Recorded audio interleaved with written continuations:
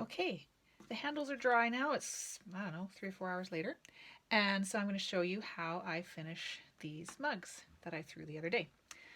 So this is one of the ones that I threw. You can see that it has a nice little foot, but it's not fully smooth on the bottom. So we just take a rib and you smooth it out. And this is all the trimming that I do. I don't have to do other trimming.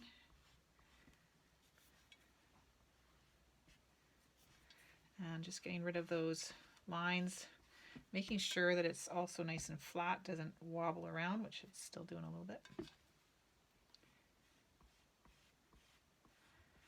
And this clay is close to leather hard, which means that it's stiff but still not totally dry. It's maybe a little wet. And then I take a sponge and dampen it in some water and just give it a bit of a clean up, smooth it out again.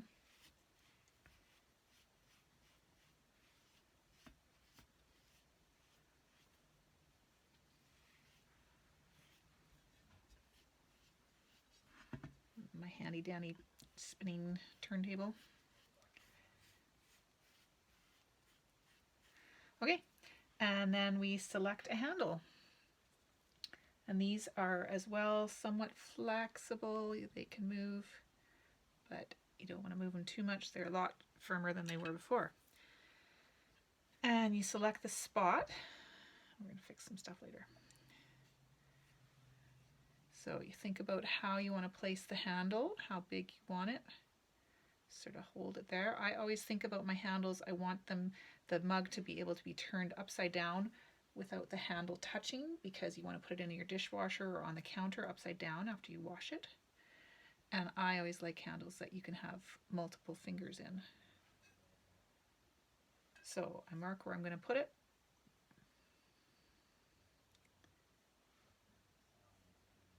And I also mark where I'm going to cut this off, the excess. And you draw little lines in here and crisscross and make sure they're lined up with the top and the bottom.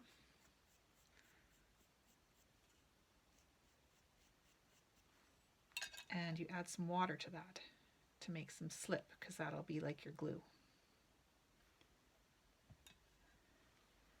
Then you cut off your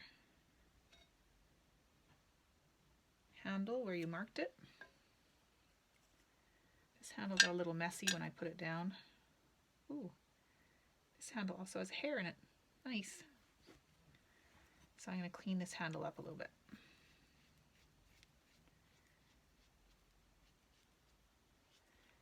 Okay, and you do those same crisscross marks on the handle.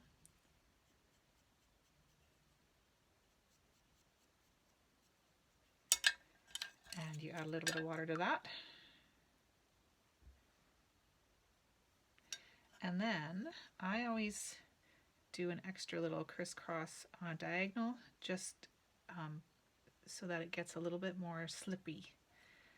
Slip is kind of like wet clay. And you can really see how goopy that's gotten now. And then you attach your handle. You support it from the inside. Push with your thumb. And then you attach it to the bottom as well. And again, supporting it on the inside. Just squeezing it down. Make sure that it's straight before you get too secured.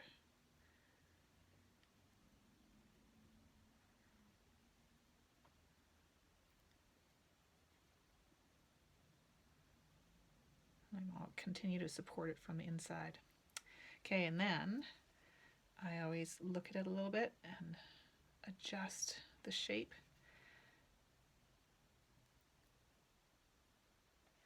I always take a little bit of clay, roll it into a little coil,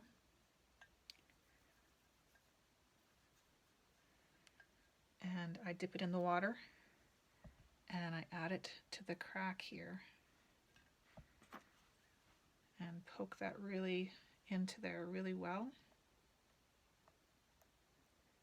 This is just another way of securing your handle. And then I take a paintbrush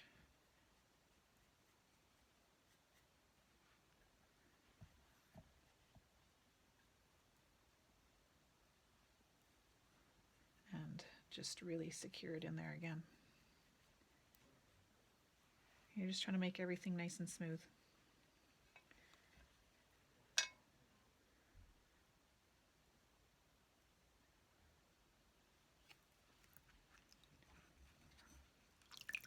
Take your sponge and start smoothing it.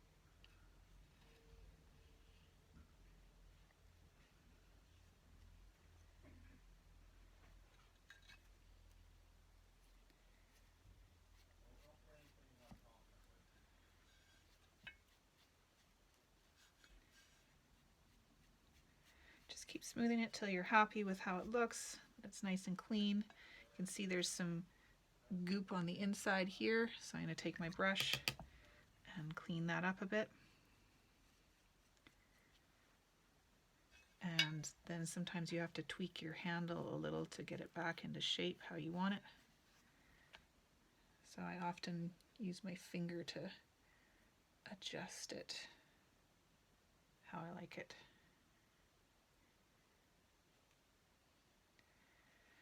A couple other things that I do at this stage.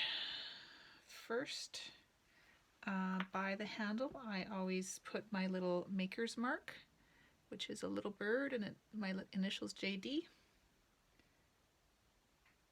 And so I just stamp that in.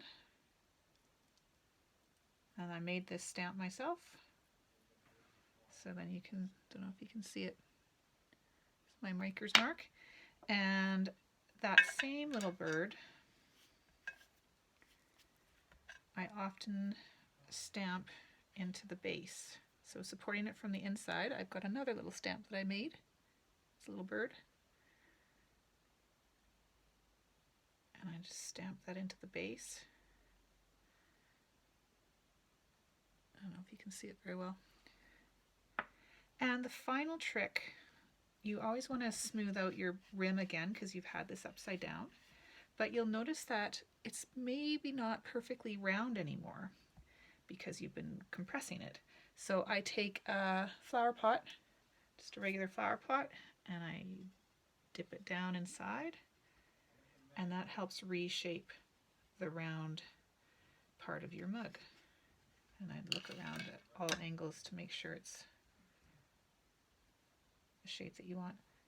I'll probably refine this one a little bit more, but that gives you the idea of how to attach handles.